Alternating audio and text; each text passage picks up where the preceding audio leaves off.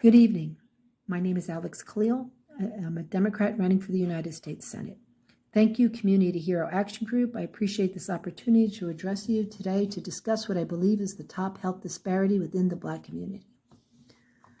I would like to begin by stating that I am not a healthcare or public health professional.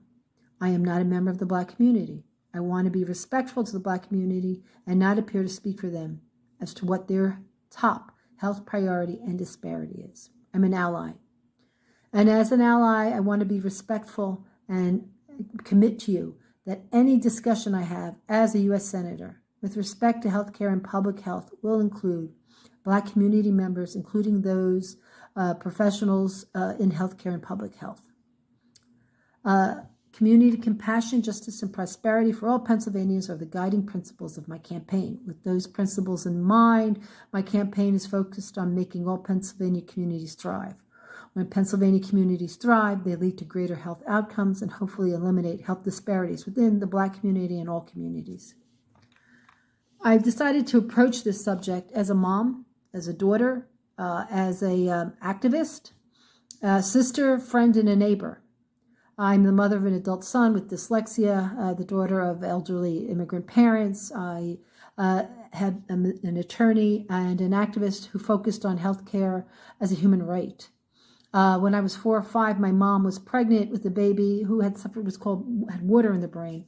And my mother was offered an abortion, which she rejected. Her own health was also at risk. The state of New York provided our family with enormous help. In addition, they placed my mother in the hospital and had a nurse take care of us so that my dad can work. This type of care, I promise, will be a priority for me. This type of care for maternal health and is really important.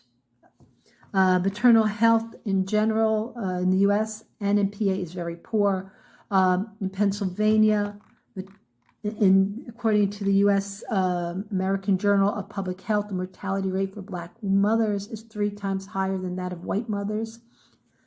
Regardless of causes, we know that women need consistent access to pre- and postnatal care. And most maternal care must include paid family leave, support with breastfeeding, treatment for mental health, including postpartum depression, and assistance to access with healthy food. Finally, the right to access to abortion as health care is a right of every woman. It's her right to choose, and that decision is between a woman and her doctor. Food insecurity is also a predominant issue in terms of disparity.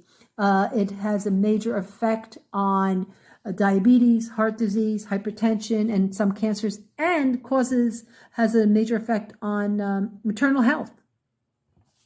There are large areas in Pennsylvania that have no access to affordable healthy foods. I propose that programs such as fresh food financing initiatives and food stamps, SNAP benefits be expanded. These will not only help families, but they'll help businesses and communities and children in school. And again, the key to a thriving Pennsylvania. I'd like to also say that caretaking and the toll it takes on caretakers is a healthcare issue. And my commitment is to make sure that there is help for caretakers. Caretakers suffer physical and mental health issues because of the demands and isolation of caretaking. They also suffer financially because in many cases, caretakers have to stop working because they have to take care of their families. My commitment is to increase Social Security benefits, Medicare and Medicaid benefits, and SNAP benefits for all caretakers and their families, and to provide better pay and education for healthcare workers to come to homes to help healthcare workers. Finally, mental health is an issue in each of the health disparities that I've discussed, and my commitment is not only to provide better mental health care to all citizens, regardless of their race, gender, etc., but also to make sure that with respect to mental health care providers, that we increase the number of mental health care providers in the Black community.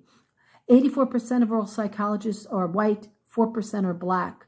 My commitment is to not only, like I said, to not only increase mental health research and fund mental health care, but also to fund scholarships and mentorships in mental health for the Black and Brown communities. I thank you for this opportunity. God bless you and all the best.